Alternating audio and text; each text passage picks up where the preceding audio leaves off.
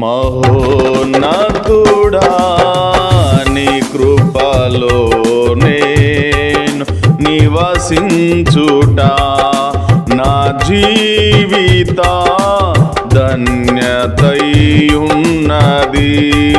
మహోన్నతుడా నీ కృపలో నేను నివసించుట మహోన్నతుడా నీ కృపలో నేను నివసించుట మహోన్నతుడా నీ కృపలో నేను నివసించుట. ప్రియ సహోదరి సహోదరుడా, ఆయన కృపలో నివసించేవారిముగా ఆయన కృపలో నిత్యము మనం ఉండాలని మన ప్రార్థన ఎల్లప్పుడూ ఆయన సన్నిధిలో ధూపం వలె ఉండాలని నా ప్రార్థన.